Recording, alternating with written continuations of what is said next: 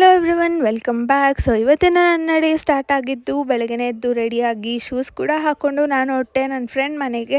ಹಾಗೆ ಅವಳನ್ನ ಅಲ್ಲಿಂದ ಪಿಕಪ್ ಮಾಡಿ ಬಸ್ ಸ್ಟಾಪಿಗೆ ಬಂದ್ವಿ. ಬಸ್ ಸ್ಟಾಪಿಗೆ ಬಂದು ಬಸ್ ಬರೋದಕ್ಕೆ ವೆಯ್ಟ್ ಮಾಡ್ತಿದ್ವಿ.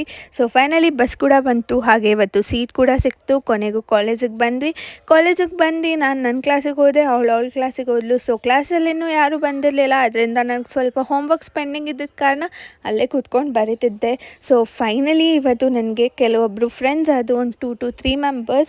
ಹಾಗೆ ಕ್ಲಾಸೆಲ್ಲ ಮುಗಿಸ್ಕೊಂಡು ಸೆಮಿನಾರ್ ಹಾಲ್ಗೆ ಹೋಗಿ ಸೆಮಿನಾರ್ ಕೇಳಿ ಮನೆಗೆ ಬಂದಾಗ ಸ್ವೀಟಿ ಅಂತೂ ಸಖತ್ ಖುಷಿಯಾಗಿದ್ಲು. ಬಿಕಾಸ್ ಬೆಳಗ್ಗೆ ಹೋದವಳು ಇವಾಗ ಬಂದಿದ್ನಲ್ವ. ಸೊ ಹಾಗೆ ಅವಳಿಗೆ ಶಾಂಪು ತಂದಿದ್ದೆ, ಸ್ನಾನ ಮಾಡಿಸ್ಬೇಕಿತ್ತು. ಆಲ್ಮೋಸ್ಟ್ 1 ವೀಕೇ ಆಗಿತ್ತು ಅವಳಿಗೆ ಸ್ನಾನ ಮಾಡಿಸಿ.